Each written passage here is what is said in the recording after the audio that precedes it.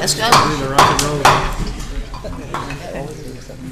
I'd like to call to order our Board of City Commissioners meeting of May 5. Call a roll, please. Stevens.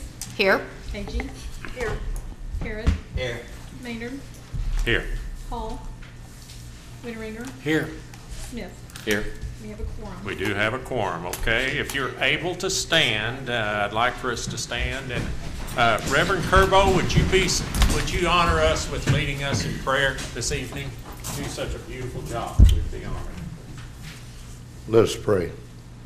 Dear Lord, we thank you that we live in the nation that we live in. We thank you, Lord, that we have the privilege of being able to pray and to call upon your name, because we're well aware that we need your help, we need your guidance, and we need your strength. I come to you and I pray tonight that you would reach down your hand upon each one that is here, and God, that you would help them to be able to understand, and dear Lord, to be able to put these things together that we can continue to promote this great city. Lord, I pray that you would touch our commissioners, our mayor. I pray, dear Lord, that your hand would be upon all of them and all of our city employees. And I pray, dear Lord, that in this meeting tonight, that we could give glory and honor unto you, for you are our Creator. In Jesus' name we pray. Amen. Thank you. Commissioner Stevens will lead us in the Pledge of Allegiance. Attention, position, pledge. I pledge allegiance to the flag of the United States of America and to the republic for which it stands, one nation, under God, indivisible, with liberty and justice for all.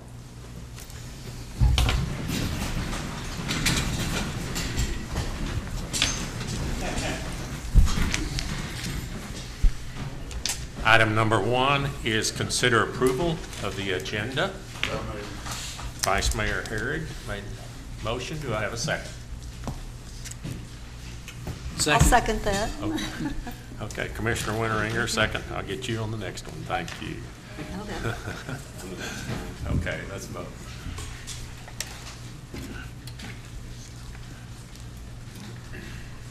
Jane, you got to vote.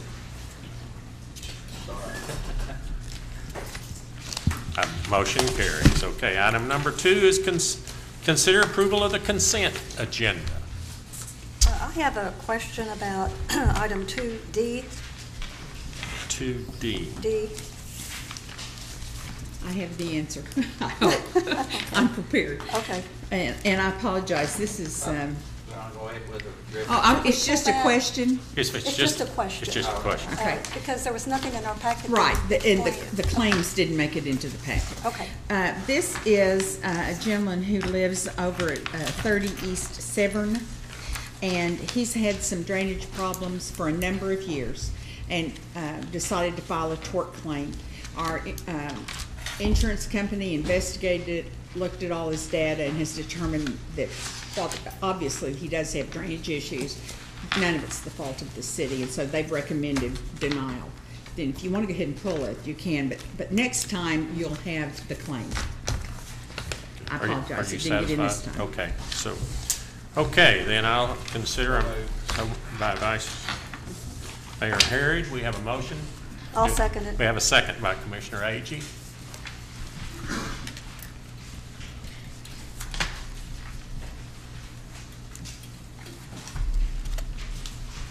Motion carries. Item number 3 is Commissioner's comments. I've got a quick comment. I would like to keep encouraging everybody to shop on Kickapoo. It's open for business and the flow's pretty good. And yeah, but their businesses need the business and they're open and ready for business. So do what the mayor says and go shopping on Kickapoo. Well, I don't want to take business away from other Sonics, but my wife and I have been intentionally driving over to Kickapoo. to get our drinks and their burgers and whatever and all that. And I do agree with you. We need to encourage all of us that can support those businesses, because they've been going through a lot of difficulty. And of course, I'm sure we're all anxious, and it does look like some real progress is being made on Kickapoo. All of a sudden, I'm seeing some great things. So thank you very much. Any other commissioner comments? I'm gonna save my comments for a couple of weeks, we have thunder up at 8:30, so. Okay. Okay. At this time, item number 4 is our citizens' participation. We do encourage citizens' participation. Please come forward if you have anything you'd like to share with us. While we do have a time limit, again, we'd love to hear from you if you have any comments. Okay, I'm sorry. Citizens' comments, do you have any, would you like to come forward and share with the commission? No, actually, I've got a complaint. Well, right now is a perfect time. Please come forward and share that with us.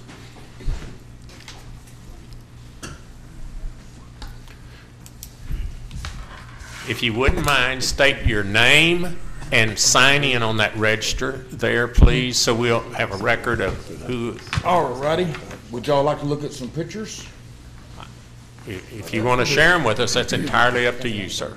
All righty.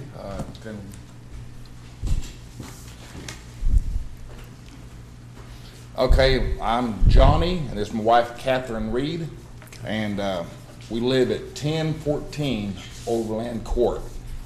Now, 1015 across the street has a tree that's half dead. It's overhanging the street, and I called that Jared Cooper. Is he in the house? Is he in the house? No, sir. Anyway. He said he was going to be here today. Anyway, I talked to him. He goes, well, that's a civil matter.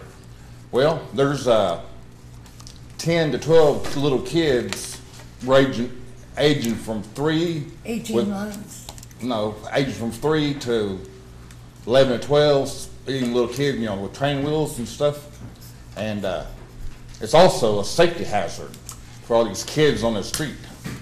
With a real good rain, hard wind, they already lost one tree, and then went in their neighbor's house. And it blew, and it's getting knocked ready the to come whole, over to the other side. and it knocked the whole roof out of the storage building on their house. But this other tree's gonna fall the other way, Coming out in the towards- street. Yeah, and over by our And place. it could fall any time. And those pictures, have y'all looked at those pictures? Well, they're coming around. Just hang in Okay. here with us, And you okay? can see the This is our first time. That's great. You're doing sidewalk, great. you can see the sidewalks being raised up, where it's lifting the sidewalk up. If you look at it, and you see the dead bark on the side of the tree, So what's your address? 1014. 1014. Theirs is 1015. 1015. Right across the street. It's not just a matter of, he said, civil matter, it's a safety matter Okay. of the kids, all the kids, neighborhood kids on the street. Okay. And there's dead limbs all over it. I mean, they could fall down anytime. That last storm we had, took the old tree out and it went in their next door neighbor's house. And they hit their SUV and Storage building, knocked the roof out of the storage building, and they still never got it fixed. It's a rent-to-own house, and it's, I don't think they have any insurance on it, that's what it is. Okay. Okay. Justin, can you take a look at this and get back with them or something? Yes, sir. Okay. All right. He's over the planning department, also over the guy you talked to, so he can check into it and get back with you. okay. Okay, right. do me a favor, if there's room there, write your phone number down so we'll have a record of it so we can get a hold of you, okay? Yeah. Please. And we thank you very much for coming to us and sharing this info with us, okay? Oh, you're welcome. I mean, he said it was more of a civil matter, but it's a safety matter. Well, okay. I mean, there's a lot of kids on that I street. can take a look at it and get back with you. Okay, thank you. Okay. Yeah, the phone All right. number's right there. Thank you. Thank you. Here are your pictures. Or do you, Y'all can keep them. we'll give them to Justin. Y'all can keep them. Okay, great. Thank you again for your comments. Anyone else like to share any comments with us? Okay, not being any more, then we will move on to Mayor's Proclamation, Community Action Month. Is it just me in this thing? Solo, sir.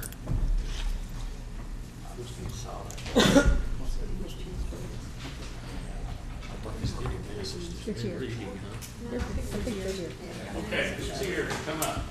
Oh, okay. Look at there.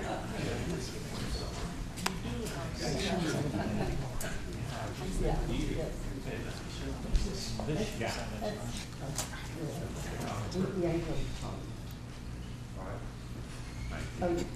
Okay. Whereas community action agencies were created when the Economic Opportunity Act of 1964 was signed into law. Whereas community action agencies have a 50-year history of promoting self-sufficiency for those with limited income. And whereas the Central Oklahoma Community Action Agency is a member of a nationwide network of 1,100 community action agencies and one of 19 agencies in Oklahoma, Central Oklahoma Community Action Agency serves 6 counties in Central Oklahoma: Cleveland, Lincoln, Payne, Logan, Pottawatomie, and Seminole. And whereas the Central Oklahoma Community Action Agency continues to lead the effort to eradicate poverty by assisting families through a variety of programs and services that include transportation, prescription assistance, housing, utilities assistance, senior programs, home weatherization, and many others. And whereas community action agencies help people and change lives, embody a spirit of hope, and make Oklahoma and America a better place to live, work, and play. And whereas Shawnee joins the national effort to designate May Community Action Month to celebrate the success stories and honor the dedication of volunteers and the personal achievements of individuals who have benefited from the diverse programs of community action. Now therefore, I, Wes Maynard, Mayor of the City of Shawnee, Oklahoma, by the authority vested in me, do hereby proclaim the month of May 2014 as Community Action Month. How about it?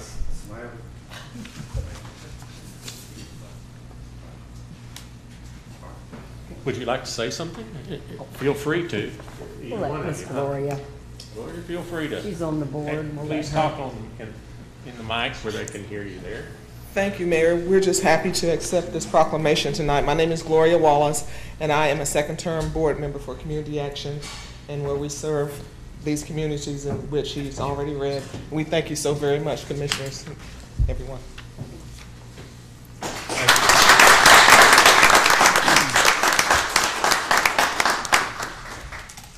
Mr. McDougall, presentation of the Employee of the Month. Yes, sir.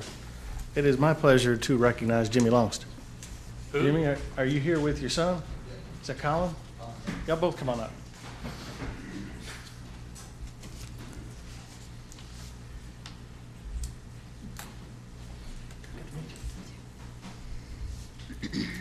Commissioners, it's my pleasure to introduce you to Jimmy Longst. He's been in the Parks Department now for 7 years with the city. He started out weeding and a crew for 3 years, and then mowed parks for 2 years, and had been supervisor for an additional 2 years. He loves what he does and plans on doing it until he retires. Jimmy has 2 sons, Colin, and his other son, Blake, is 17. Colin's 15, by the way. They like to go camping, fishing, boating, and anything to do with the lake and his boys. He likes to cook, especially grilling, enjoys working on his house when he can. He likes family gatherings, whether it's a holiday or watching OU football. Family comes first to him. Jimmy likes to laugh and make others laugh. He says, if you aren't laughing, then you aren't living. Jimmy, it's my pleasure. You're well deserving of being Employee of the Month. Thank you, sir. Thank you, man. Absolutely welcome to say some things about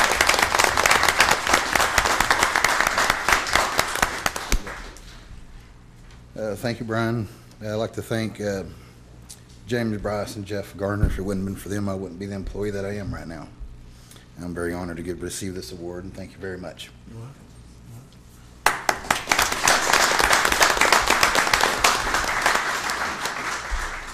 Item number 7 is consider approval of a resolution authorizing the sale of not to exceed $6 million Oklahoma Baptist University Authority Bond Anticipation Revenue Note, Series 2014, designating the note as a bank qualified and approving the issuance of not to exceed $6 million in permanent financing Oklahoma Baptist University Authority revenue bonds or notes to retire the bond anticipation note and waiving competitive bidding. How about a staff report on this matter? Mr. Mayor, I believe that Roger Henson's here and Randy Smith from OBU, as well as our financial advisors, John Waldo and Chris Gander. And I believe Mr. Bush is here. Is he still here? No, is he gone? Does the staff have a recommendation on this? Or We just- absolutely recommend approval of this request. You absolutely recommend. I'm not sure. Do we want to hear from them, or do we need it? I don't know that we need it, unless you do. Well, how often can you do this, or what's the maximum amount? Okay, we do need you up here. Sir? Well, how often can you do this? Wait, is it just good for a year, the 10 million, is that what I understood? Yes, the 10 million is a federal law good for 1 calendar year. So, It goes from like in January. from January, it's a calendar, yeah, So January, that leaves December us 30. 4 million. And we're not anticipating, Shawnee is not anticipating any debt issuance this year. And Randy Smith is here, and Well, he I ought wonder if to, they're anticipating 4 more million the way they've been building out there. but it is a terrific project that Randy may want to explain. You might want to hear from Randy about the project, or maybe y'all. Yeah, that's fine. We'd love to hear from him. Yeah, He dressed up pretty fancy for this deal. so. Randy Smith, Oklahoma Baptist University. Yes, this is a bond anticipation note that is anticipated to assist in the construction of Stavros Hall, which will house our College of Nursing. It's a 2-story, 31,000 square foot building. It will be built basically on the corner of Kickapoo and MacArthur, right to the east of the Mabee Learning Center, the library, and to the north of Shawnee Hall. So right there from So the... where a parking lot is now? Yes, sir, Sort where of that right parking lot behind the is. big hedge OBU. Yes, and so as folks drive up to the newly renovated corner of Kickapoo and MacArthur, hopefully soon, they will see Stavros Hall right there, inviting them onto the campus.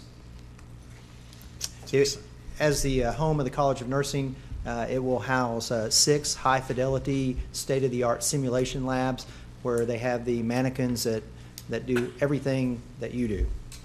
So Oh my God. they have the... Wow. We're in It's trouble. exciting. It can be replaced if we vote. That's exciting. That's great. I was hoping by January the 1st of next year, you'll have 10 million more, or 5 or 6 million more to go. What are you drawing out there? Good luck. Well, with the apartments that were completed this last fall and the construction that's underway, and then Stavros Hall, within a 3-year period, we will have spent about $32 million on construction. Wow. Now, Stavros Hall, we've been using fundraising, and so this is really a temporary note that you're approving tonight as we have pledges coming in. So we have about $4 million on hand right now in cash, and then this note will allow us to start and finish the construction.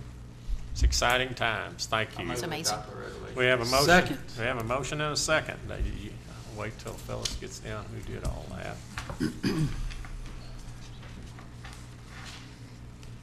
Okay, would you, we have a motion and a second. Do you want to read the title, please? Mary Ann? I have it right here. Okay. This is a resolution for the approval of sale not to exceed $6 million Oklahoma Baptist University Authority Bond Anticipation Revenue Note, Oklahoma Baptist University Project, Series 2014, designating the note as bank qualified and approving the issuance of not to exceed $6 million in permanent financing Oklahoma Baptist University Authority revenue bonds or notes to retire the bond anticipation note and waiving competitive bidding. Okay, we have a motion and a second, and the city attorney has read the title. It's time to vote. Yeah, Sorry. some of us already voted. Motion carries. Okay, do we need anything else on this matter? I don't believe so. I would like, I heard just recently OBU's gonna have a marching band. Is that correct? That is correct. Wow. Marching band at the football games this fall. Good. Did you hear them playing the marching or playing the music while we were doing Little Olympics this year? Yeah, that'd be good. Marching band was playing then. Well, I tell you, we have some exciting things in OBU. If you'll look out there on MacArthur, that wonderful, they're building the street and the crossing and the brick inlay there. It's just beautiful. And between them and the hospital and their, Shawnee, you know, sometimes we have a tendency to focus on the negative, but we have a tremendous amount of wonderful things going on in this community. And again, OBU is a big part of it, and we thank them and keep on building, okay, and bringing more students in here. Okay, I will move on then to item number 8. Discussion, consideration, and possible action on staff recommendation to increase city contribution to employee health coverage. Staff report, I don't know that we need one. We had a planning session. We had a work session last Monday night, and we provided several documents for the city commissioners. We did not put it in the packet this time because of that. It was kind of the general consensus that Monday night that the city commissioners were interested in funding 65% of the increase. I think that our recommendation would be, if that is the pleasure of the council, that we have left over some money that you'll see in the budget, my presentation here in just a bit, where we could afford to finance that in the general fund and SMA for our employees. So it's been a policy that the employee insurance has been fixed at a fixed rate, and we've not seen a lot of increases in 5 years, but this year we've had a large claims history, over 116%, and then some other costs that have gone up that have caused the insurance to go up about 27%. So this decision would change the existing policy and increase the city's contribution to the employees' health coverage. And I would say that it is my recommendation that we do that not only because we can afford it, but because we really have no other choice at this point. We've been looking at other ways to try and curb our health insurance costs, but the primary reason why it's up this year is because of a recent claims history with some claims that have been on there that have cost us the insurance company to pay out more than we paid in as a group. But more importantly than all of that, our employees are our greatest asset. And with some of the starting pay that we have, this increase would really be the only reason they'd be working for the city of Shawnee would just be to pay for their health coverage and their family's health coverage. So if it be the council's pleasure, we'd really like to see the council increase that contribution to 65% of the overall increase. Any discussion? I have a question for Dustin. Dustin, is there inside or outside possibility there's gonna be any reimbursement if our claims are lower and the Obamacare charges are lower, or the medical, whatever you wanna call it, the charges are lower? That's a good question. I'm Dustin Brand with Insurica. The renewal will be evaluated each year. So if the claims do go down next year, they would revisit that during renewal. They won't do it off anniversary, Commissioner, but they will revisit that and they will adjust the rates. So Be adjusted on next year rather than any kind of reimbursement? there wouldn't be any kind of reimbursement because it's a fully insured contract. So it's a guaranteed, if you exceed again this next year and exceed 100%, you're not required to pay back that overage. However, if you're under, obviously that, the only way we could do that level of reimbursement or get the money back would be if it's a partially self-funded contract. We explored that and it didn't really. I talked to an insurance guy today and he's predicting that the costs are not gonna be as high for the 15 or 16% or whatever it was that's figured in there for the national insurance coverage. So, right. Because they're getting more and more people enrolled every day, so that's why I was asking that question. I know it just really, honestly, that depends on which article is read, because they have picked up a lot of negative risk as well. But you're right, they have picked up a lot of enrollment. I'd move we fund the insurance for 65% for this year, for the school fiscal year 2014-15. Before you go on, Mayor, I want to clarify that I didn't clarify this. We would need to negotiate these increases with the labor unions. So the motion would be to increase it up to 65% for non-union employees and then negotiate that with the labor unions. Okay. But I just wanted to do this just for this 1 year. Okay. Phyllis, are you careful? Are you getting that? Cheaper next year. And let's just Go ahead. Huh? Do it. Second. We have a motion and a second in that matter. Commissioner Stevens seconded. Okay. I might change a little order here. Was there anybody else that wanted to discuss anything? I didn't want to cut anybody off on the commission. Okay? Okay, we have a motion and a second. Let's vote.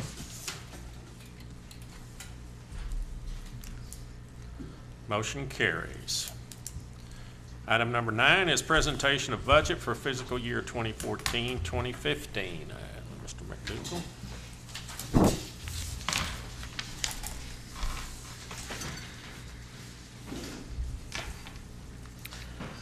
Mayor and Commissioners, it is our pleasure to present this budget to the Commission.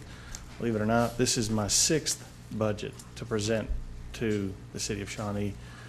Tonight, Cindy and I will be tag teaming it, and we've got a little script up here, who's going to be doing which slide and who's going to be doing the other slides.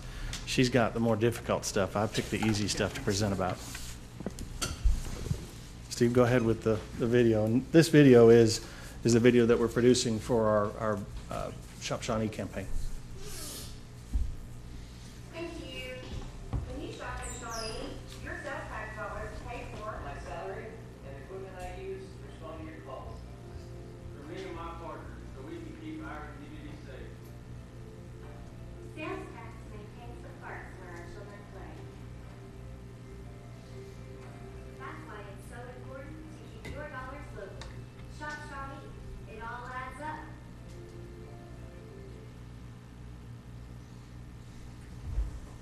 Thanks, Steve. If we could go to the PowerPoint slides.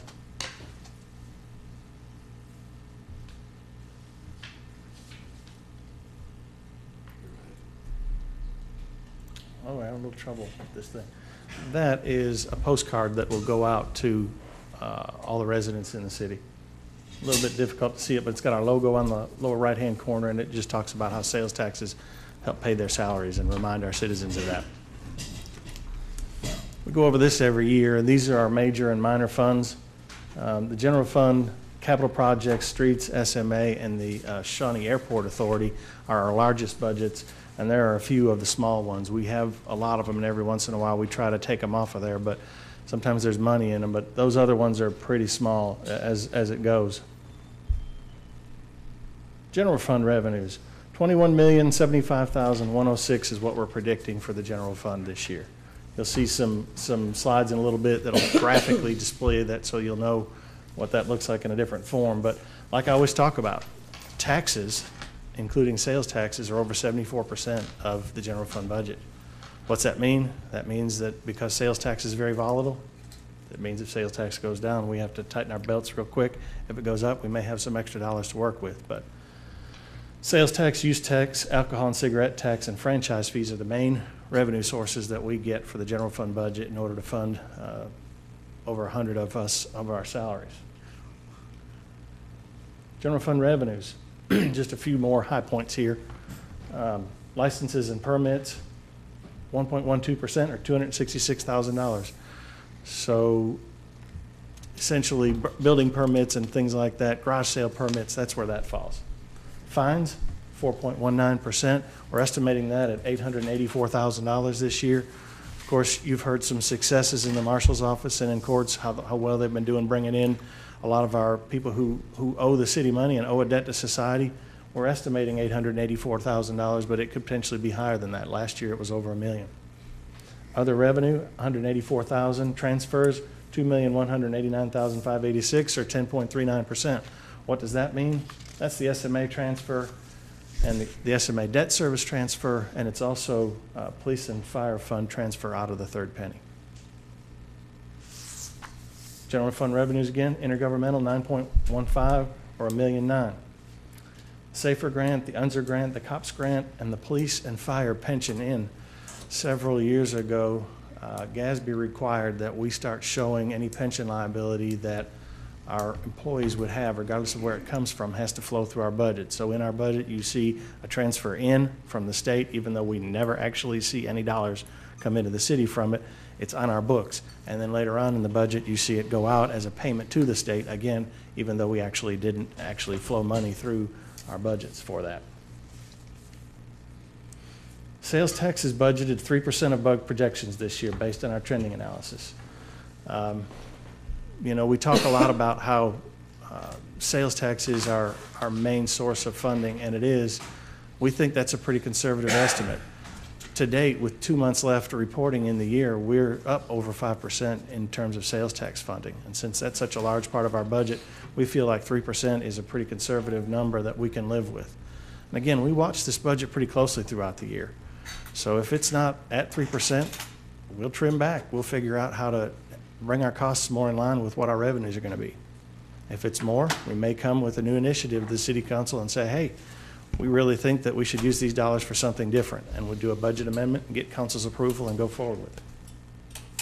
A couple of other general fund revenue highlights. COPS grant, $123,000 left in that. So we've got about another year left of that funding. Then we'll need to figure out how we're going to pay for those additional police officers.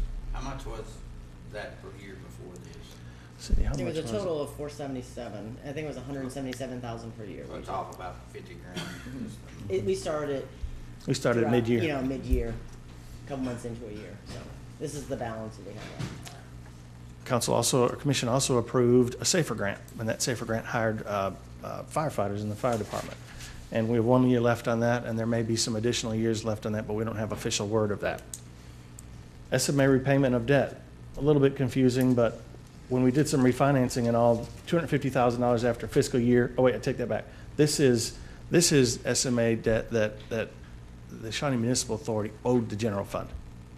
And they still owe the general fund $250,000 after fiscal year 2014, 2050. Or, excuse me, we're going to put $250,000, we proposed $250,000 in revenue into this year's general fund budget, and there'll still be $375,000 left in next year's budget to transfer into the general fund. And then the two funds will be, the SMA will have repaid all of that debt.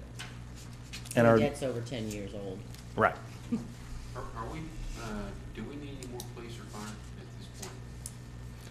Well, sure. I mean, Well, that's up for debate, but, you know, my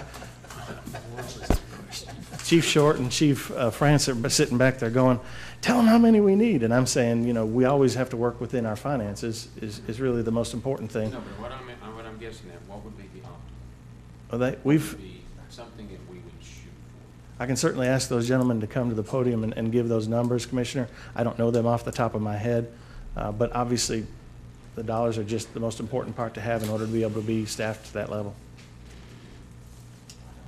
So you want to talk about? Certainly. I'd just like to know, I mean, I'm sure they want to say.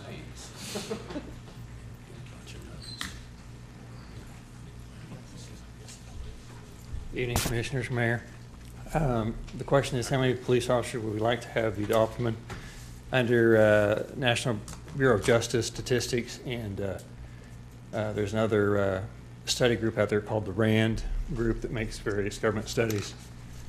We should be at 69 or 70 police officers for a community this size without any grant support or support from other entities. Right now we have support from Shawnee Housing Authority for an officer, and the schools also pay for officers. So you'd have to subtract all that out. So if you do that, we'd be really behind the power curve. So right now we have 59 officers, and that includes, that's all the officers, including those that are paid for with other funds. Does that answer your question, sir? Are they on full-time duty every day?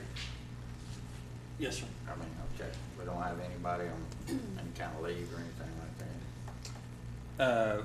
Well, we have, there's 59 officers that are budgeted. I do have 3 out on workman's comp right now, 1 on extended. 59, or is that 59 plus 2? It's a total. No, total. Total is 59.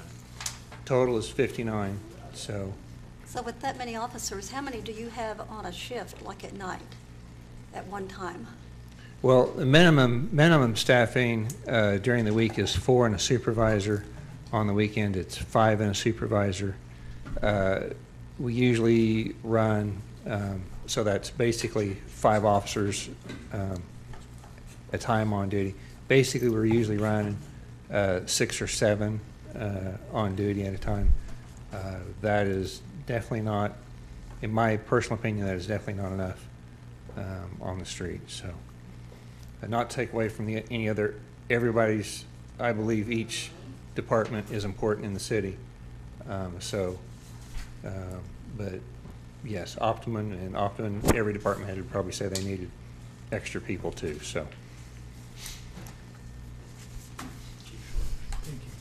Mr. Mayor and Commissioners, excellent question, Mr. Commissioner, and we would love to have about 3 times as many as he has.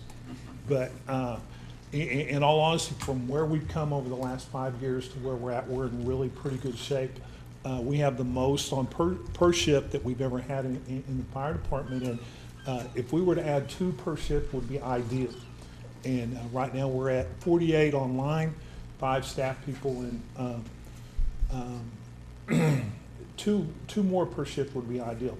I'm just praying that we get to keep the ones we have right now, and after our grant is over, after next year, as the city manager mentioned, there's potential for some of those to go another year on our grant, and hopefully that will happen, and that will certainly ease the burden for what we do as a city as far as the expense there. But yes, sir, we'd love to have at least 2 more per shift.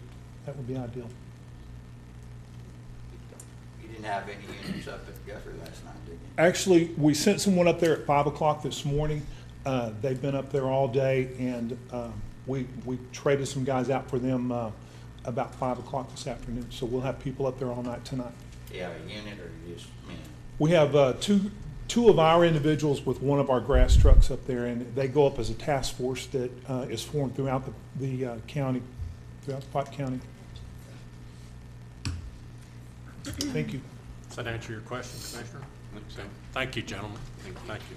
And I would just like to say, I know that these are just 2 of our departments. There's other departments that probably need some more people. I don't want the general public to think we're operating just great. We need some more people to do a better job for this community. And that takes money. Absolutely. Thank you.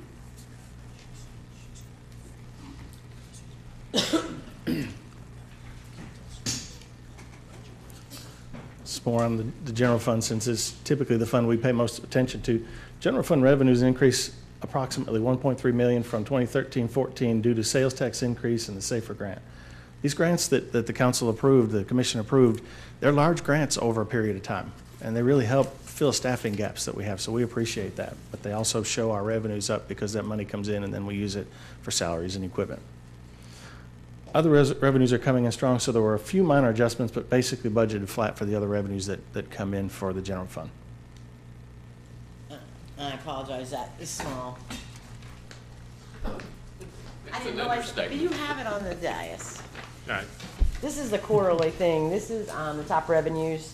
There's about 9 revenues that are our top, and that's sales tax, use tax, alcohol, beverage tax.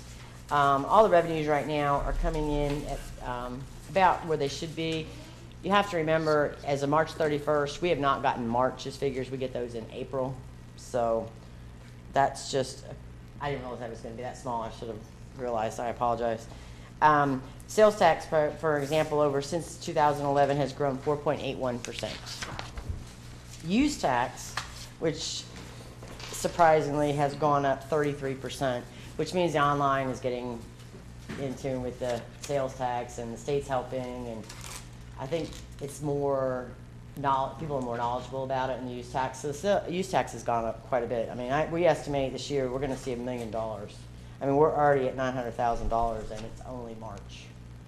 So, and we usually get anywhere between $72,000 and $92,000 a month. So. And exactly how does that money come in? Same way as the sales tax. We get it once a month by the 10th of every month. From internet? Use tax. It's a point of delivery.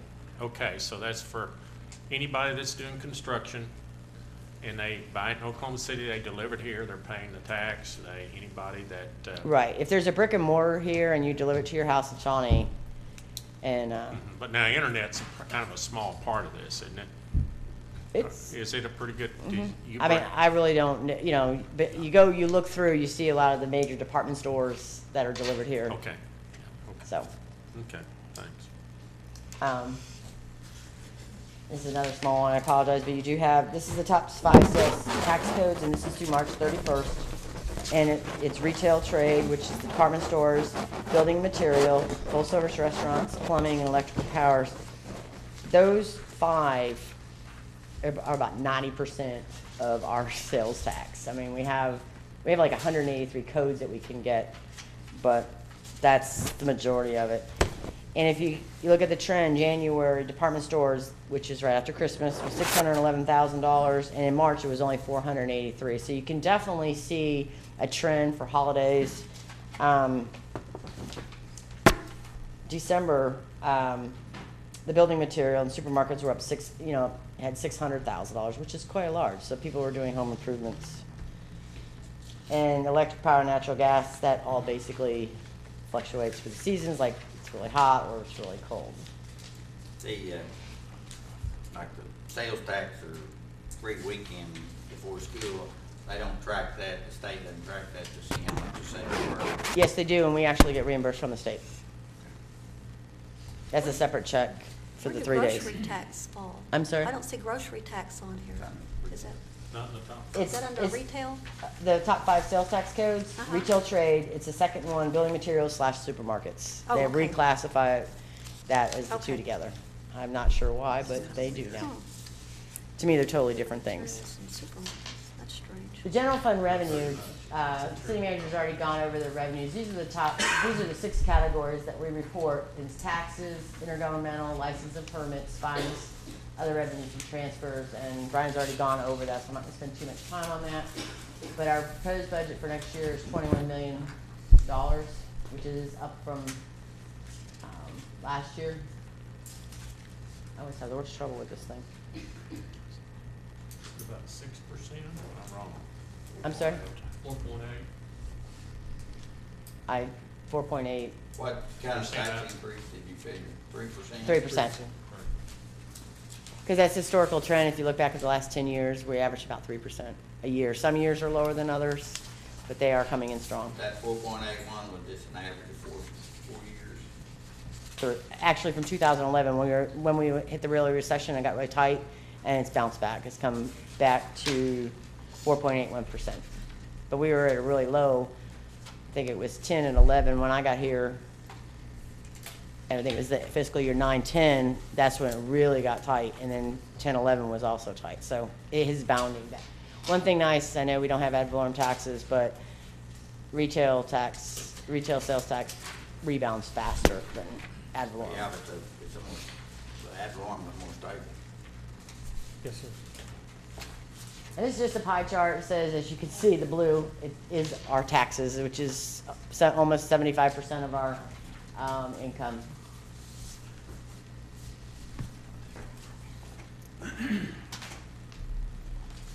Now we'll go into general fund expenses. We've talked about raises this year of 2.5% merit raises and COLA of 1.5%. Several years when we had that downturn, we couldn't do those. In fact, you'll remember we were furloughing and taking days off, and like Cindy said, in the 2009 to 2011 range. So when we did the salary survey, we found out that we had compressed our salaries to the point that we were having all kinds of turnover, if you'll remember, in 2010, some of you may. And in fact, probably over 100, Tammy could tell you, that we had turnover. Well, we've stabilized a lot of that except for a couple of departments. Expo and dispatch still tend to be departments that are turning over a bit, and we're looking to see what we can do about keeping that from happening. Some of it's the job and some of it's the pay. Increased health insurance contributions. We've talked about that with additional agenda item tonight. I know the employees appreciate that. I sure appreciate that. If I'm going to attract and keep staff that are talented and loyal to the city, I've got to have the dollars both in terms of their benefits and their salaries in order to provide that. So thank you very much for that. Workers' compensation, we're leaving that the same. I'll talk just a little bit about that. 5 years ago when we were looking at workers' compensation, we were looking at $1.5 million. With the safety director, Terry Cook, and Tammy and myself and finance, we've worked hard to trim these things. We've changed TPAs twice. We've just changed the way that we do business with workers' compensation. Of course, with the state law that changed the way that it's going to be more of a participatory type process, we'd like to see those numbers go down in the coming years as well. Of course, this year we'll still be in transition with the old way that we did business and the new way, so. And it's $650,000 for budgeting versus the $1.5 million we were Right. spending. Thank you, Cindy, that's important to note. It's budgeted at $650,000 versus 1.5. I think it was like $1.3 million that we were spending in 5 years ago.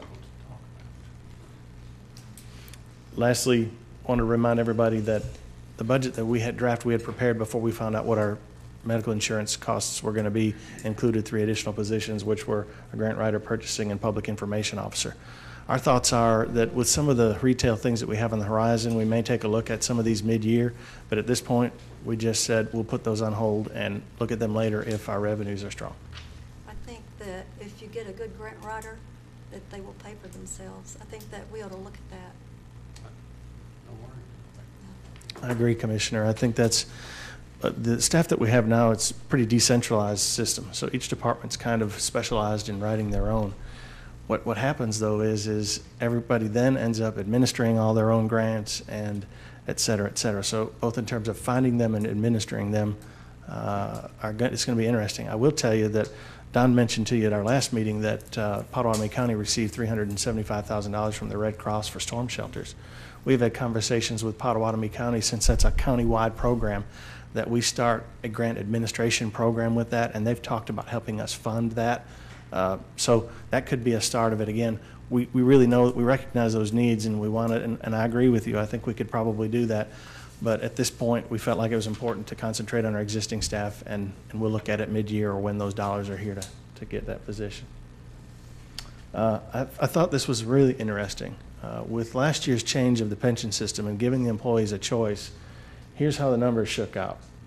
52 employees. Now remember, public safety, police, and fire, they're on the state pension plan. So of the employees that we have, 52 of them decided they would take, of the existing employees that were here when we made the change, 52 of them took the DB plan and 59 took the DC. The DB is our pension side of things. And the change there, with all our new hires going to a much lower contribution to their retirement, saved the general fund $447,000 this year. That's why we're able to do a couple of things I'm going to talk about, why we're able to provide a 4% raise to employees, why we're able to provide an additional medical insurance compensation. So I think that's important to note during this budget process, and that was an action that this commission did based on staff's opinion coming to them. And I think we gave the employees an option, and it really went much smoother than we all could have anticipated, and everybody seems to be pretty happy with it. I'll just go on to the next one. Animal welfare.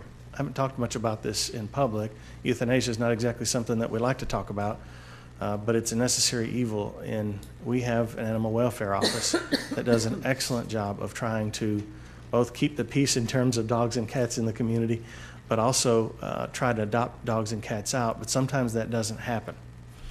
We have been euthanizing by a gas chamber, and we want to go to lethal injection. And that's been clearly a message that our citizen groups have put out. We want to do that, although you'll see in the budget too, there's $8,000 that's set aside for that and additional costs. There's some startup costs, and then the drug that we use to administer to the pets actually costs more as well. Plus, we may have some staffing needs in the future, but right now we're not planning for that. We've hired folks that'll come in and be trained for this and use the drug and the facilities that we need. So I wanted to make sure I pointed that out.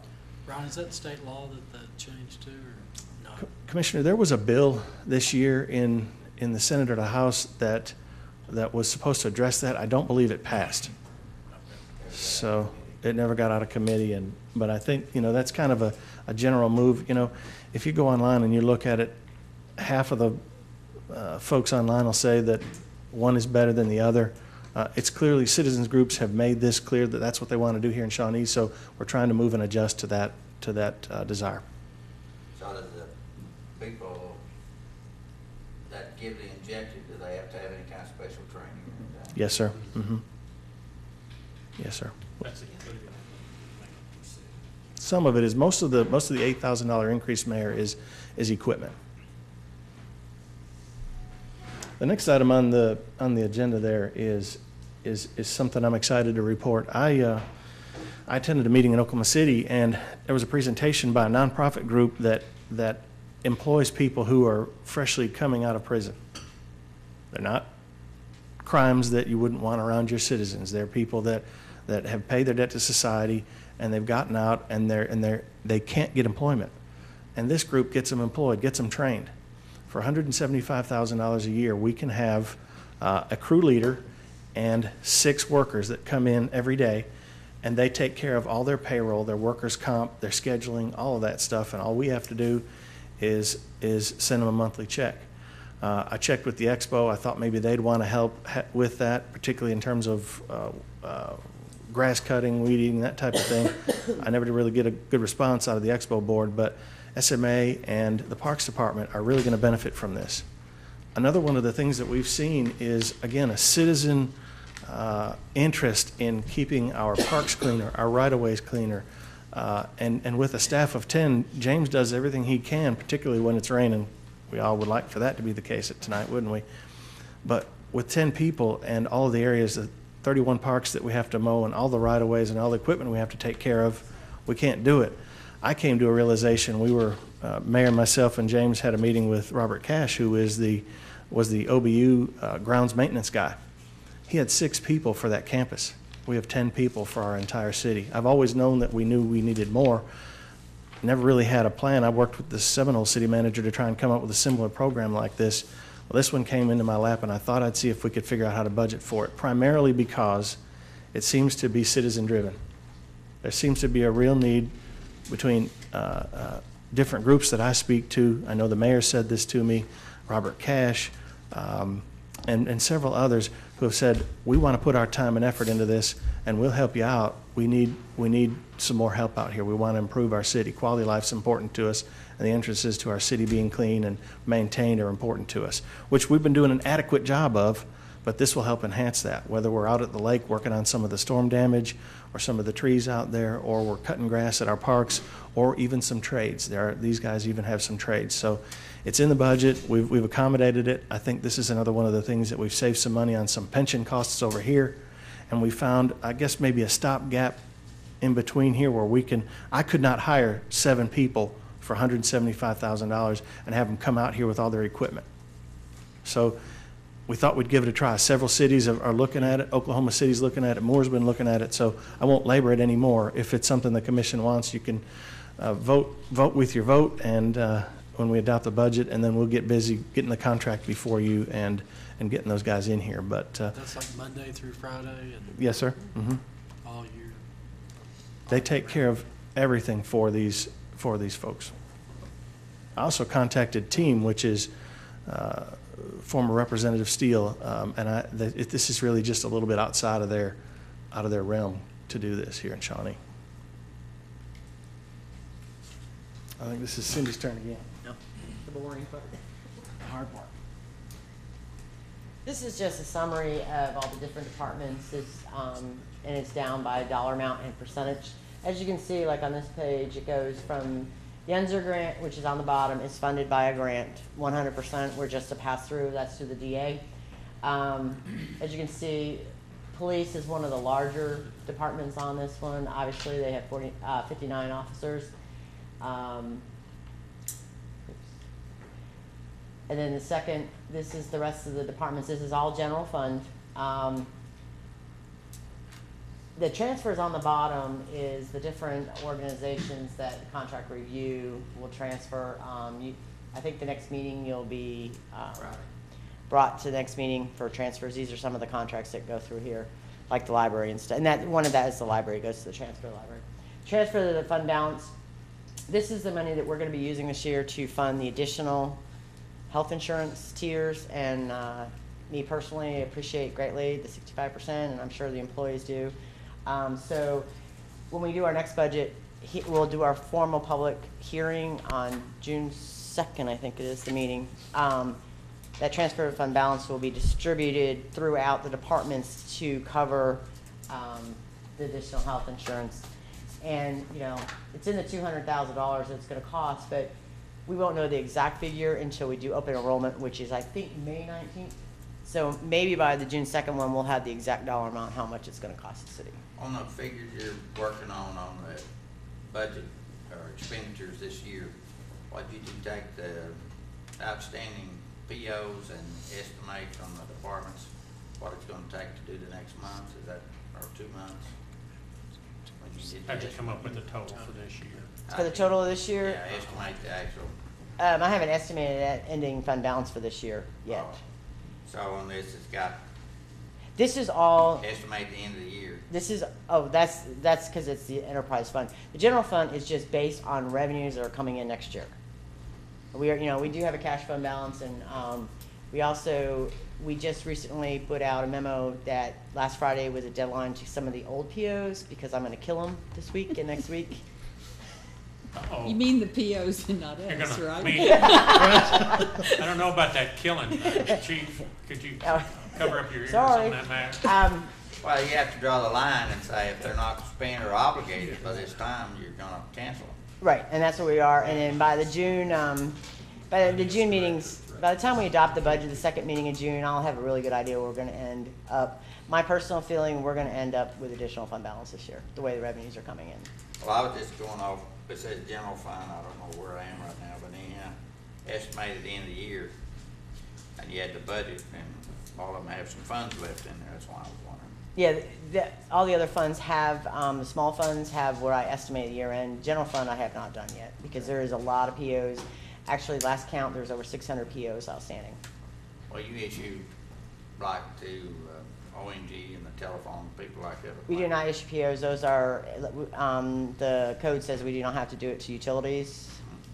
But, these are like the local hardware stores. That's what I'm saying. You know, there's a lot. I mean, we do PO, state of Oklahoma requires you to do a PO for everything, unless the commission wants to override it and make it, I mean, if we do buy something for $10, it has to have a PO. So 600 sounds like a lot, but in reality, it's not, because we do a lot of POs under $100. So, On the expo expenses, is that all the wages, the $528,000? that's the only thing we pay, and then there's a couple little things we agreed to pay. It was like $3,000. All Is that budget, like benefits? $100,000 and kept out of that. Yes, it is the $100,000. Is that benefits too, or just the wages? or- That is personal services, which is the health insurance, life, retirement, everything. You have a higher turnover rate out there, don't you? Yes, sir. Yeah. Pretty great. Well, it's a lot of hours and weekends, Split shifts. yeah, split shift stuff. How many people is that? There's 11. And I think 11 and Mike, right? I think 11 mic, yes. Because they did have a supervisor, and I think about a year ago that we approved for them to have a couple more, another hand, because it's, But just had one retired too. yeah, and they're down, right now, I think he's down 3. It is a hard, it's one of the, that is one of the departments, a revolving door. You're talking about the 175,000, that's probably one of the places you could use some of that. I tried to get the expo to contribute to some of those dollars for that crew, and I think they just hired a crew, if I read. Well, the they just hired deal. a mowing crew. They may have hired a mowing Maintenance, crew. 'cause I saw that they were working on it. But they still have a lot of maintenance that doesn't include grass and Sure. trees and fertilizer and so forth. Okay. This is just for the general fund only. The personnel services is 82.16% of the overall. Materials and supplies, that's very small at 4%, and other services, which is a lot of, the contractual services, which may be in parks, the $175,000, well, it's $125,000 we have in the general fund, and then 50 in SMA. But the personnel service is the biggest. And here's another one of our little postcards. And you saw that on the ad. The capital fund, third penny. As we all know, it was divided. Streets gets 43.75%. Police and fire gets 16.25%. Economic development and the general fund capital is 38.75. We're going to spend most of the time on the 38.75, and I'm not going to spend a lot of time because I know the thunder. These are right now the capital fund has 3 major loans. We have the Motorola loan, which we had 1 year interest free. We have to pay that back starting this July 1. The pool loan and the Expo loan. The Expo loan is the one that's going to be going off the books in December of 15. We've been paying that. We took that out in 2010. It was a 5-year loan. That's $833,000, which is a large piece of money. So our total debt service out of that third penny, the 38.75 of the third penny, is a little over $1.6 million. SMA transfers $150,000. When we refinanced, when we did the Expo loan, they had a loan for about $700,000. And they're paying us back, the capital fund, about $150,000 a year. And by refinancing that $700,000 small loan, it saved them like $80,000. So our total debt service that needs to come out of the third penny is almost $1.5 million. The sales tax that I'm anticipating, which is estimated year end plus 3%, is a little over $2.3 million. So bottom line is available to spend is only $850,000, which is not a whole lot. But there is, did I miss a slide? I'm sorry. There is, we do have some money left over, and I'm sorry, the slide, I don't know if we accidentally deleted it when we were going over it, but we have money that we had budgeted. We didn't start paying for the pool until September, so we had about $108,000 left for that. The Motorola loan, we weren't sure exactly how much we were going to fund, so we actually budgeted $420,000 for this past fiscal year, and we haven't spent a dime of that. So between rollovers and the leftover of the pool money and the Motorola and the new money we actually were able to sneak by capital, and we have $125,000 left. And I apologize, and I will get that one slide to you. But We're actually better. oh, I'm sorry, there it is. I must have hit it too hard. Sorry. New money is $859,000. Rollover projects and debt, it all comes up to be almost 1.5. So we have $2.3 million to spend next year, and our projects come in at $2.1 million. So we have left over about $150,000. Now, when you said projects of 2.1, what, The list of projects. was that the ones that were yellow lined in the budget? So, Some of them, yeah. she's gonna show them to you here. Okay. I'm just gonna go over some of the equipment. This is, access to control upgrades, annual server replacement. We have to do that. Annual desktop, we rotate the computers about every 5 years. Network upgrades, police mobile laptops, table deployments. I don't know how. Why is this not? I'm having issues with this. Okay, community development, the wayfinding's in here, that's on the rollover line. The column on the left-hand side is the So rollover. does that mean we're not putting any more in it, or? No. Just in the wayfinder, we haven't spent that $150,000? No, we have not, and that's gonna roll over for next year. And we may have more additional rollers, but it's a little bit too early when we got this out. We still have 2 more months left. Fire doesn't have all that many major issues. Replace engine number 3. We bought a truck this year, and we had budgeted like $265,000, or we have money left over, $465,000. We have a couple hundred left, so we're going to add new money. One of the things on emergency management. Is that the fire truck you're talking about? Yes. sir. Emergency management, when we did the Motorola loan, there's a couple of things we need that was not included in the loan. So most of that stuff we're gonna have to fund next year. These really are not, and this is small, I apologize. Police units, we are only going to, we've cut them way down. The original, he wanted 6. We've been trying to replace 6 a year because we have some very old vehicles, but we're down to just a couple this year. One of the big items that I do want to talk about is the auditorium heat and air. We've been trying to put some money away in the last few years. We have $250,000 that's budgeted for this year that we are not going to spend, so we're going to roll it over to next. Oh, we didn't put anything with it? James estimates it's going to cost about $600,000 for the air, so we're short $350,000 roughly. We're going to we're going to put $175,000 this fiscal year, and then hopefully get the air done 15, 16. At the municipal auditorium? That can really be used if we get that. Well, I Totally understand. question that estimate, because they're, part of that estimate's of redoing the electrical service and making it three-phase when we don't have to. It can be done with single phase. It's not as long-term as efficient, but you still do it cheaper by doing it single phase instead of three-phase.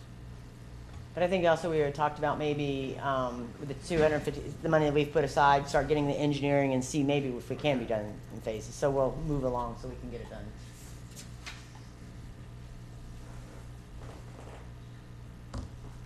So we need to go back to the slides, okay? I thought that 175 was on the cut list that I saw. It was. I'll explain the cut list in a second. The cuts. Design engineering is for the police, for the fire training. The heat, auditorium heat and air, we cut 175 because originally we were going to put 350. We just did not have the money, physically have the money for the fiscal year 14-15. So we came up with splitting it. These are some of the cuts we have. We've cut a few other ones, but these are the major ones. Police cars, RV camping area. We still like $550,000 for a fire truck. Additional, it was another truck. It's a different truck. It's engine 3. Whatever. I thought we were gonna buy us. We got a small one to replace Squad 1. Okay. But we need to replace engine 3. It's 1980 model. Okay. 80s model. Can we sell the older one? We can't do Do you want to get? No, you can't, can you think more? See, these trucks have to be certified, particularly for us, for our insurance safety code would require that, and the pumps have to be up to snuff, and we're already putting way more money into that truck than we want to. I mean, we just put, what, $20,000? $20,000 to replace the motor in it. So what do we do? Just usually donate that to a smaller town or something? Sometimes. Do what? We donate it to a smaller town or something? Yeah, but you're talking about Freightliner, and people get $150 or $60 an hour for labor to work on those things. In streets, we're going to wait until the June 2nd meeting. We're waiting for the ODOT numbers for the Kikuku project, so. And we should, I'd asked John a couple weeks ago, and he said within like 30, 45 days. So we're hoping to get them before June 1st.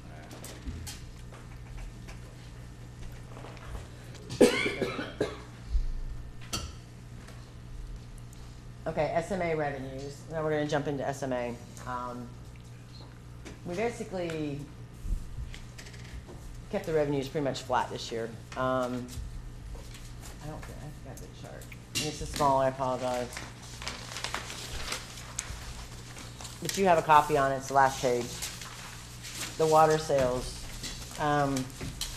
2012 and 2013, the water sales as of March 31st were about $6 million, and we're down about, we're at $5.3 million, which basically is south of the river. We've talked about that, how much revenue that we loses, and we also, Tecumseh has gone off our water system now, so it's really, so we have a small increase this year.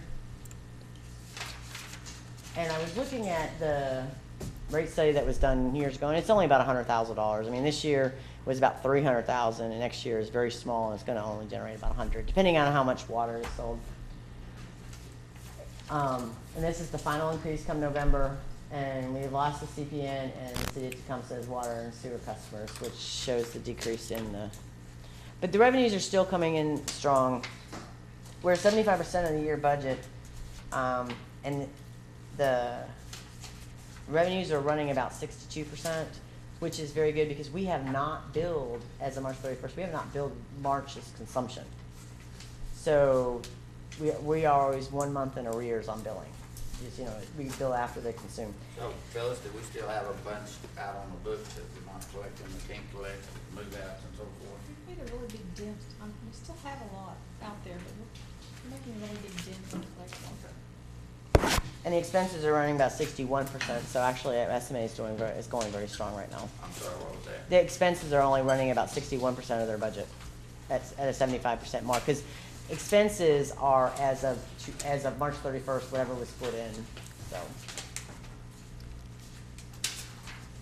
I don't know why I have such a problem with this thing.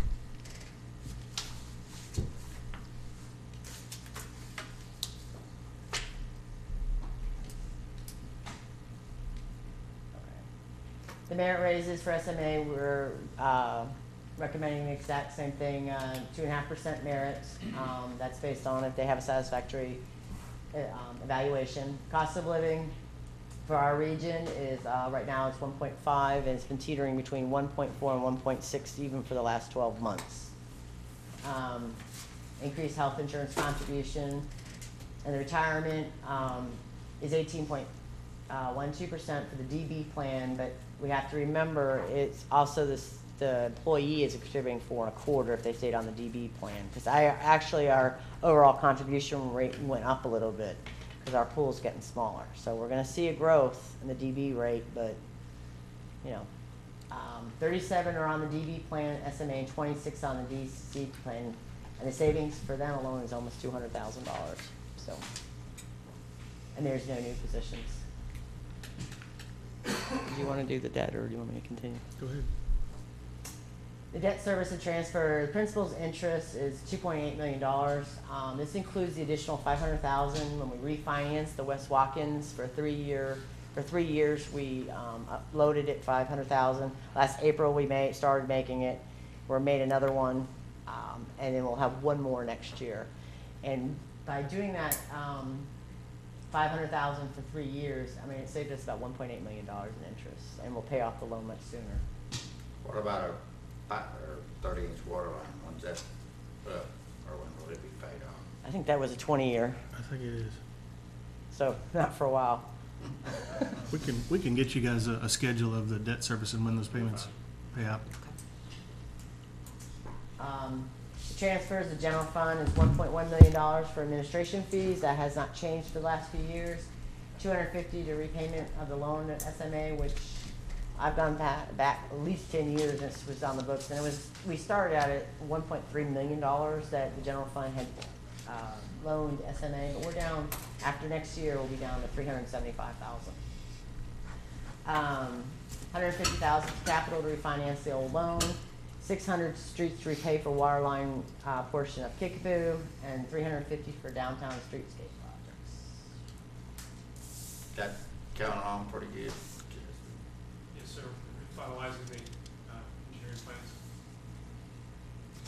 And some of the large capital expenses, I didn't go into all the little, you know, they have some equipment, but we are planning, is budgeted for next year is a water line and sewer line distribution repair, another $1 million each, and to clean the sledge pond, a skid steer with attachments, and a new boat dock and a pavilion at the lake, and some of So, this. none of that has anything to do, though, with the master plan, utilities master plan, right? None of Well, this is- actually, the water line and the sewer line is part of the master Okay. plan. I mean, that's something in, so we've been, you know, getting a little bit done every year. Okay. So is our budget looking higher for water sales this coming year? No, I'm doing it flat. It very fluctuates depending on the, you know, What's going if on. it rains or not, and, Who needs water and who doesn't? yeah. And we're coming up to our largest water for the next few months, so we'll see what, And we've increased the price so much, it's terrible that it's flat as can be. We lost a couple of big customers. so. Keep in mind too, Commissioners, I mean, we're proposing revenues in this budget that are 14 months in advance. We still have 2 good months left in this budget year in order to take a look and see what our revenues are going to be, both in terms of water and sewer and sales tax. So today's the 5th. We will have our new sales tax figures here in about a week. And then, of course, when we meet again in June, it'll be a little bit before we get our next one. But the more data we have, the better forecasting we have. We will But- get 2 more months before we finally adopt the budget. Right. Just some final observations, lots of things that we talk about throughout the year, some of the things that I harp on, some things you may not like for me to say, but I'm going to say them anyway. Economic development, SEDF asked for a $70,000 increase this year. I don't think it's anybody's secret that the contract review committee committed an additional $35,000 out there. Wanted to point out too that we have a fund balance or savings account in economic development that comes out of the third penny that's sitting there at $150,000. I would only make the statement about this because what I want commissioners to understand from their manager is that we cannot play in the economic development world until we have lots more dollars than we've committed to it. There needs to be dedicated funding to it. I also point out in the next slide that SIA is sitting on $1 million. They're not using it for economic development. So that's something else we need to take a look at. We need millions more to compete in the ED world, like I mentioned. SMA, we need to ensure that we do not lose additional customers. A loss of customers may mean we have, oops, I didn't finish my thought on that one. We may have to increase everybody's rates. Water and sewer is provided to our citizens, and it's been considered to be from the courts, a public health, safety, and general welfare item. And what that means is that we can be a monopoly on that because we're trying to protect our public from higher rates than they should have to pay. An economy of scale only means that essentially the more there are in the system, the less you have to pay. If we start losing customers, we won't be able to maintain the system, or we'll have to charge exorbitant rates, and we don't want to have to go there. A couple of What other was that last thing, Brian, about the 500,000? Well, Cindy mentioned this just a little bit ago. This is sort of a repeat from a slide that she mentioned, but we front-loaded our loan. And the reason that we did that, you'll remember my recommendation on that was that we do that simply because the master plan isn't complete. SRB's here tonight, and they're going to talk to you guys about some of those water projects that are going to cost us some dollars. We thought that was an excellent, solid, conservative fiscal recommendation to council so that we could actually get some of that debt paid off. West Watkins has been sitting around for 30 years. We thought it was best to go ahead and get that debt paid down as quick as we possibly could. So that's what that is, John. Sales tax, continue collection efforts and continue attraction efforts. We'll monitor the return on investment there, but I still think it's a couple of important initiatives for us to continue to do. I want to stay a member of the International Council of Shopping Centers and head to Texas every year and try to recruit additional retailers, obviously, because that's how we pay the bills. And of course, like I've mentioned, cities that are doing some sort of sales tax compliance, and Cindy and I met with the city of Oklahoma City here probably a month ago. They're not doing any business licenses. They're not doing any actual auditing of businesses. They're doing the low-hanging fruit. And for every dollar they're spending on it, they're getting $6 back out of it. So what they're doing is they've hired somebody, and all that individual does is look at the data. They look at the data and they extrapolate it. And now with the software that OTC has, we can drill down into that data and look and see potential trends and who's paying and who's not. So that's how they've done it. I talked about animal control and euthanasia. I want to commend our animal welfare department. I asked for those figures again. I hadn't seen them in a while.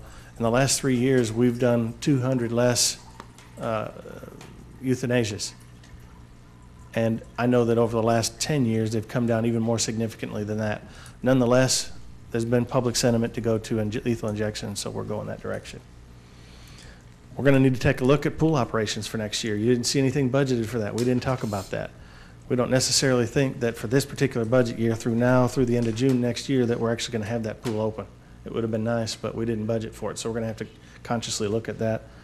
And of course, like I mentioned, public sentiment for beautification and wayfinding and all that's been pretty important as well. Cash fund balances, I thought it was interesting to add this in here. In the general fund, there's over $4 million sitting there in fund balance. That's scary to say sometimes to my elected officials because why is that money sitting there? Well, that's your rainy day fund. If we have a tornado blow through at that mall, that $4 million will look like a nickel. So I wanted to make sure that you guys knew that we've really grown that fund balance over the last 5 years. And it's important for us so that we don't have furlough days and we don't have to cut pay again and we can make it through the lean times. And we have to have policy discussions about how we grow that a little bit because I'd like to see us have about 6 months worth of reserve. If our budget is $21 million this year in the general fund and we were only sitting on 4 months, that's only a quarter's worth of reserves. 3 to 4 months won't get us through at the tough times if something happens. So we need to continue to have those discussions. In SMA, it's a little less critical because a big project, we can just cut back on that if we have something happen that we didn't anticipate. We'll have some better numbers for you here when we get some more sales figures in. In capital projects, we didn't put it in this budget, but Cindy has sent it out to you guys. There's still $190 million sitting out there of capital projects over a 20-year period that we need to sit down and look at again. We need to reprioritize them, and we need to figure out where we're going to come up with the dollars for them. Your professional staff's put that out there. We need your help to determine how we can come up with those dollars so that we can continue to provide the services that we depend on.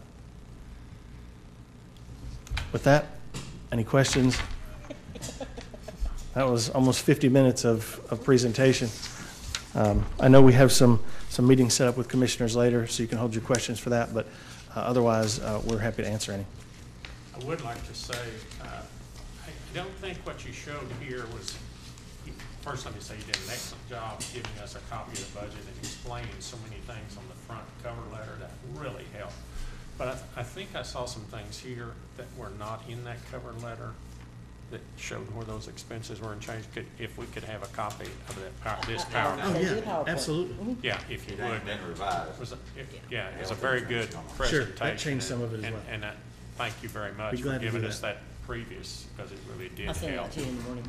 all of us. Well, sorry, okay. Any commissioners, any other questions or anything? Okay, then so you're gonna go through all this and then come back and approve the budget at a later time, We've got right? one more public hearing. That's our official public Right. hearing according to state law, and then it'll be up for adoption. June June 2nd. 2nd. June 2nd. But we're going to have a work session between now and then, right? To talk We about can if the this? commission wants Yeah. to. I think we should. Well, I did know he said he scheduled, we could We've meet got some with him meetings 2 and scheduled with 3, commissioners. Some meetings Oh, yeah. scheduled. Oh, okay. 2 or 3 commissioners, and we may not Oh, have okay. had Carrie should have been in touch with you, Commissioner Agee, about scheduling those. Did she I've not contact you? heard from I her, haven't so you heard. might Okay, remind me. I'll get her to do that. Okay. Yeah, that way we can just make notes all over it for your budget. Okay. and all that, do And that. feel free to call me at any time. Okay, item number 10 is consider bids for the sidewalk ADA handicap ramps project. Get any bids this time? Got 2 bids this time. You tough to work with, Michael, that's what the problem is.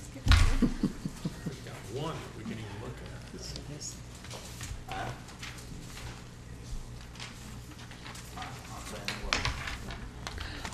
Look at the difference.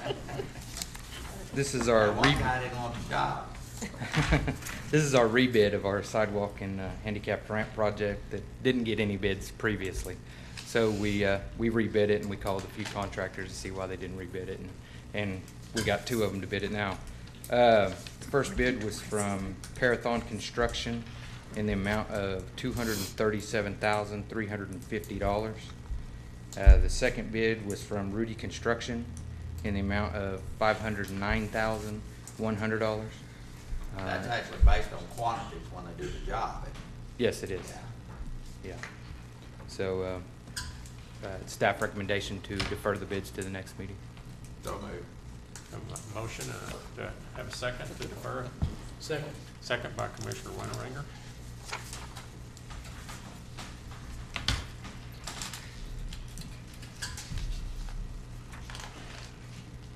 Motion carries.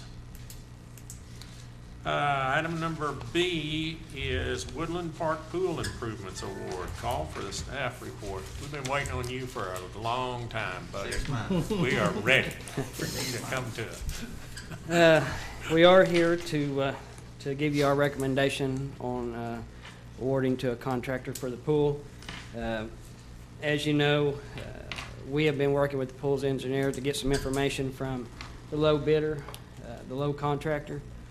And we did finally receive something. I did put that letter in the packet stating that if they would have had received a bid from a pool contractor, that instead of their low bid being $2,616,000, it would have been $3,303,000. So based on that finding, we really didn't feel like that we could recommend this contractor. It probably would have been more hassle. We probably would have had to been down there 24 hours a day watching their work just to make sure that they'd done the kind of work we needed, and they would have lost money on the project anyway. So based on a recommendation from the pool engineer,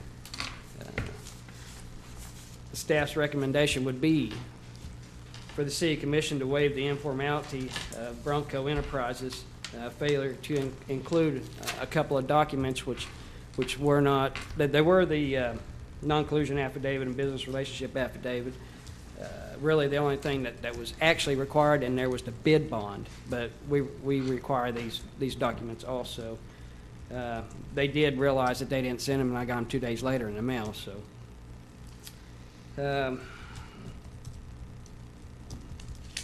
And then to award them with their base bid and add alternates 1, 2, and 3, which is both slides and the ornamental fencing instead of chain link fencing, in the amount of $3,670,000. And I do have a recommendation from the pool engineer on that company, where they have built several pools for them, and Where they out of? they're out of Missouri. Thought they were out of Kansas. You know, a lot of states don't require those Missouri. affidavits with their bids. Oklahoma's one of the few that does. So under budget consideration, this will be funded by the loan made by the city in September, a challenge grant offered by the Avitas Foundation, and private funds donated to the Shawnee Community Foundation from many of our businesses and people of this town. So, and this, I do want to mention that this is only for the pool. This does not include the drive or the parking, which will be bid out at a later date. Is that, how much does that leave in the total funds raised and everything for the parking driveway? With this bid, having the 3 ad alternates in there, we are right at $530,000 left. You got 530 left? Mm-hmm. Well, it's I move we accept the bid, staff's recommendations from Bronco Branco. Construction. We have a motion by Vice Mayor Harry. Do I have a second? Second. Second by Commissioner Smith. Let's vote.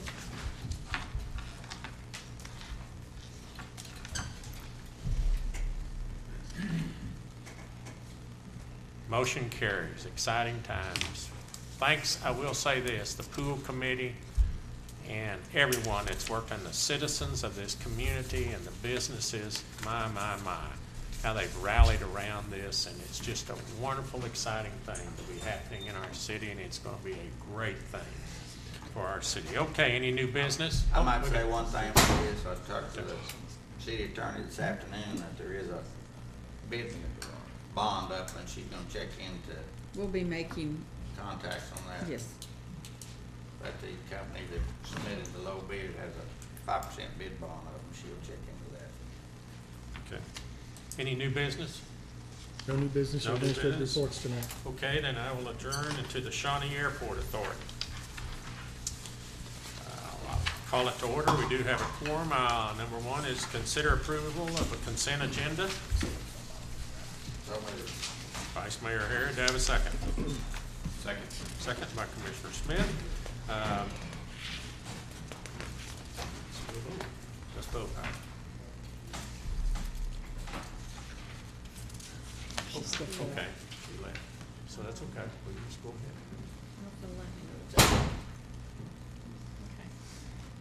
Motion carries. Okay. Any new business? There's no new business or Or administrative no- reports. Okay. And that, I will adjourn the Airport Authority and to the Shawnee Municipal Authority. We do have a quorum. I'll consider approval of the consent agenda. So moved. Commissioner Smith's motion. Do I have a second? I'll second that. Second. Commissioner Agee, vote.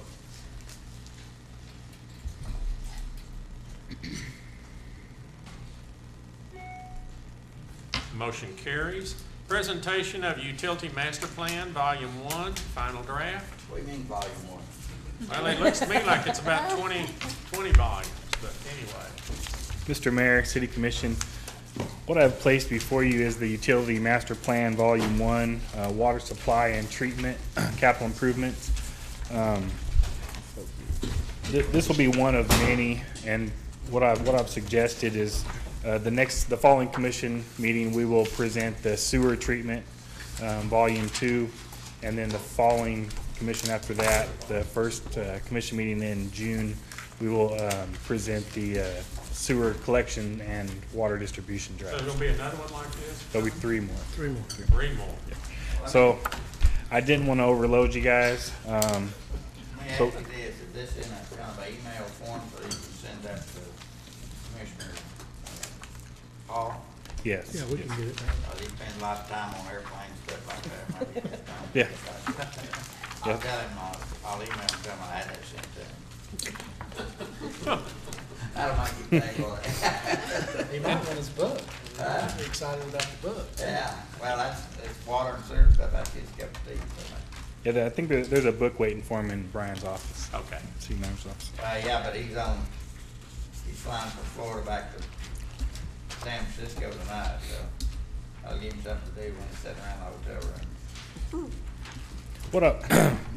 What I've requested from our engineers for tonight's commission meeting was we've pulled out the drought management section of this volume, and we're going to have a short presentation to show the commission the discrepancies that we found regarding that. And then at a later date, we can schedule questions and answers kind of workshop once you guys have all the volumes and have had time to review them. So, thank you. And this time I'm going Just a quick, I mean, you know, about giving us all these volumes. The budget is this thick, you're trying to give us 3 or 4 things, or 3 that, you know, are so thick.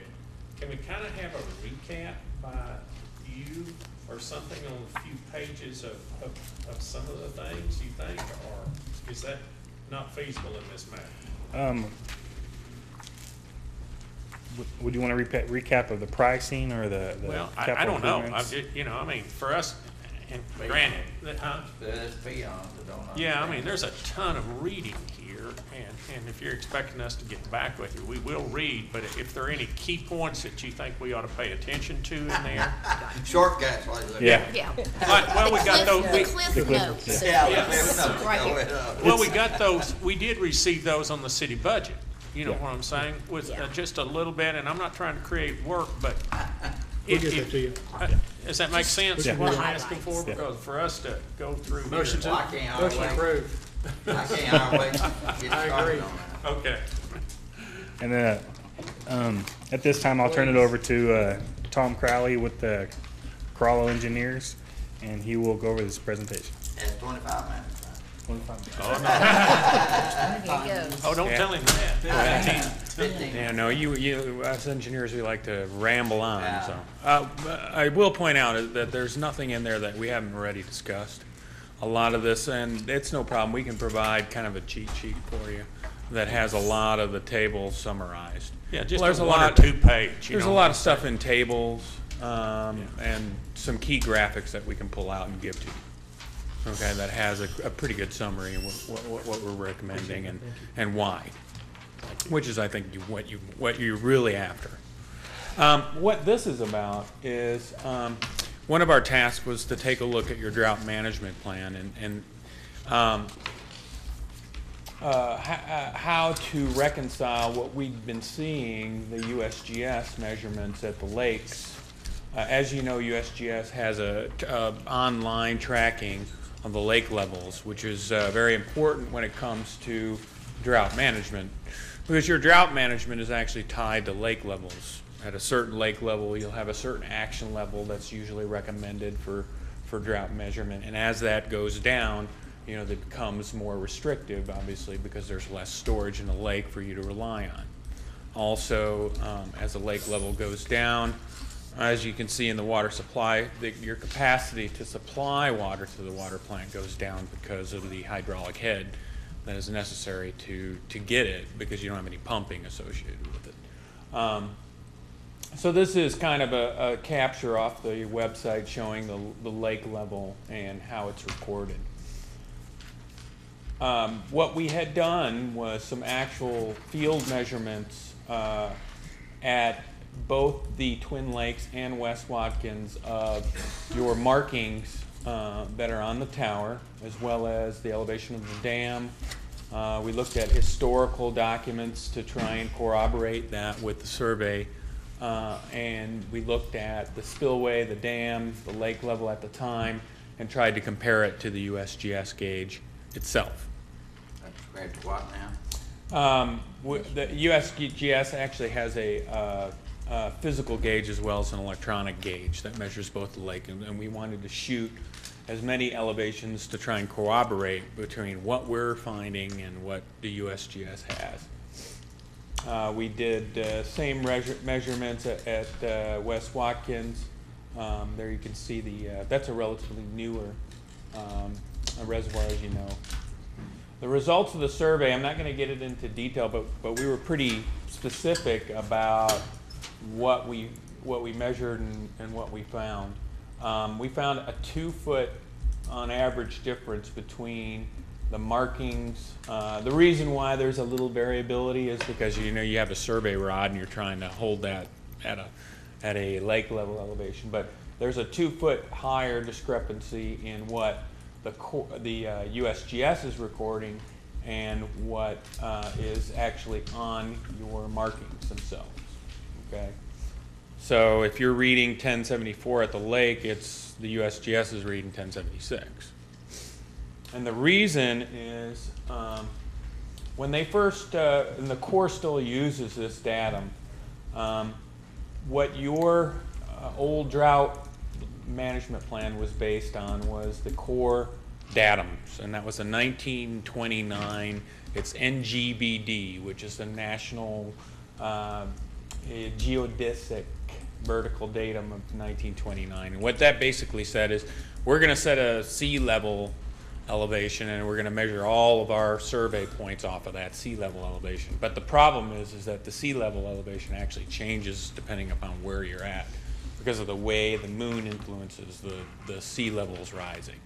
So back in 1988, they said, well, we're going to go to a more electronic-based survey system that's the National North American Vertical Datum of 1988. So what we did is the survey work to tie the NGVD data to the NAVD data, which is currently used by USGS. So what we wanted to do to make it more consistent is we raised everything by 2 feet. So everything in your drought management plan would be the NAVD 88 elevations. Okay, so our recommendations are to really eliminate the painting marking that you have on the. Now you can always put it back and do the 2-foot increments, or you can just use the gauges that are already there supplied by the USGS for the lakes themselves. I mean, it isn't a big visual representation that you can take a picture of, but it's there and it can be read by staff to corroborate with what is on the website, which is an electronic version. So you are actually, we revised the drought management plan to go up a couple feet. We're also recommending a few other things. And there you see the crux of your drought management plan is to have 4 different lake levels and capacities at the water treatment plant to generate an action level. And so generally is we want, rather than falls below, reaches a lake level. And level 1 should reference voluntary during non-drought periods as well.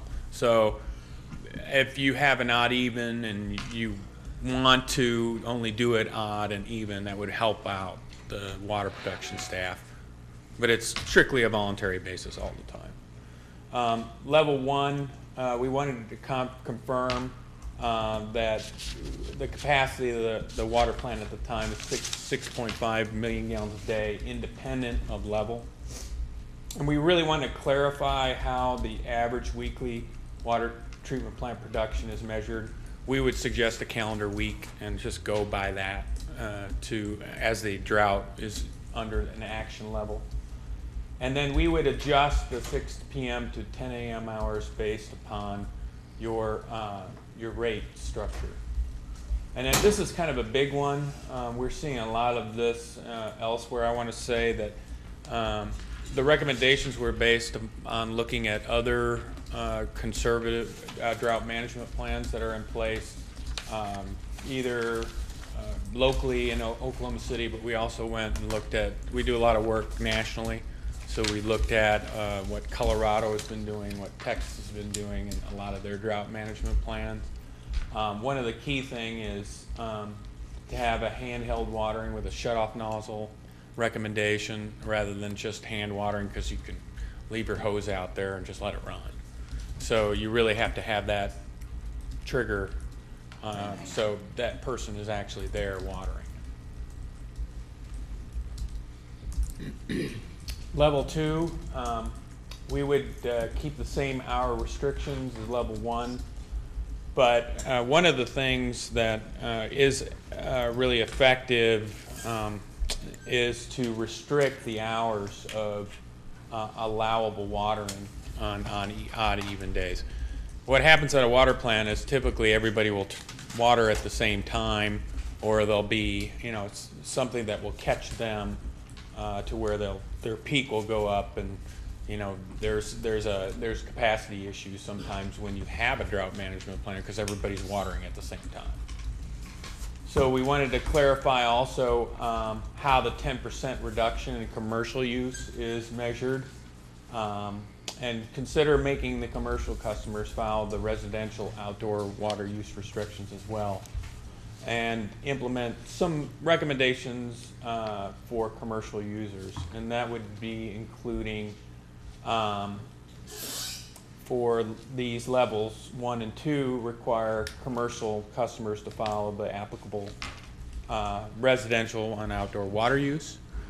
We would also recommend that certain car washes have some BMPs, best management practices, and those are available on EPA's WaterSense website, to limit the water use to about 40 gallons of vehicles under certain levels, and then further under 20 gallons of vehicle during a very severe drought. Restaurants can serve water only upon request, and that's either a 3 or a 4. Sometimes it's a level 2 with some communities. It just depends. And lodging require signage and change linens maybe every 3 days for multiple night guests unless otherwise requested by the guest. We're not trying to curtail the business. We're just trying to find some best management practices during very strict droughts, severe droughts. And then we wanted to confirm that the intended trigger is a lake level, and this has been changed from 1056 to 1058, and 5 million gallons a day. And what levels would apply if we were half a foot below and the water plant is at 4 MGD. And that's just kind of an example. What we want to do is get more greater increments for that, because your storage goes down quite a bit even with a half a foot of lake level. And then we suggest to reword the non-commercial automobile washing to washing automobiles at non-commercial facilities, because that's a difference in terms. And then we suggest the further reducing the hours of operation for odd day and even day watering. And then we consider, other than household purposes, to rephrase for indoor household purposes for the very, very severe drought. That would leave no question that we don't want any outdoor watering during that time. And that's it. I mean, we have some very specific recommendations for your drought management plan. I think the key thing to note here is that we probably ought to get rid of the painted lake levels elements at the intakes, and make sure that we're consistent with USGS. We did a lot of survey work. We confirmed that. There's a lot into it. Just wanted to make sure that we're all on the same page, and we want to make sure that those lake levels are all consistent. Well, I do know there are a lot of people go by that and see that difference in the mark where it's way down. If maybe we might want to consider put a full only that statement. You know what I'm saying, Mark?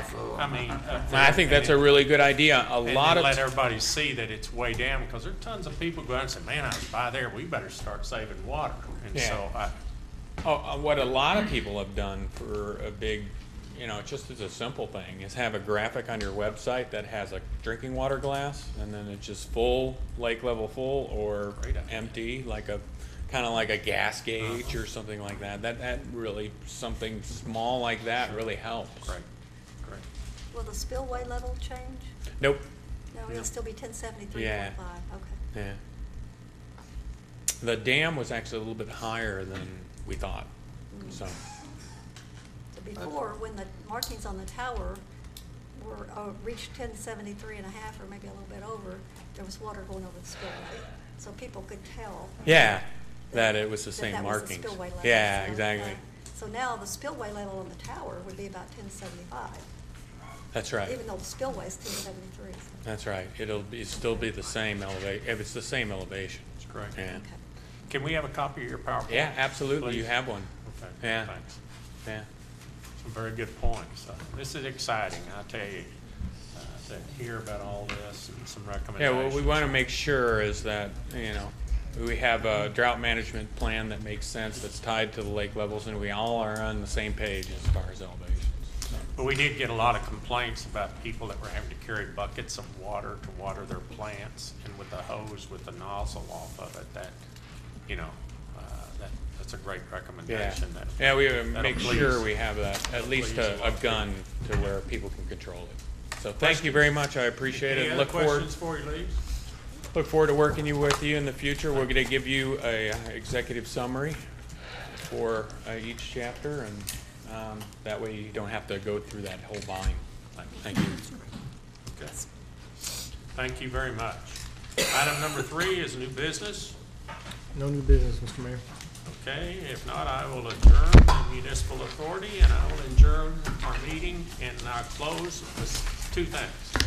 One is thank each and every one of you for coming, city staff and commissioners for being here. And number 2 would be go Thunder.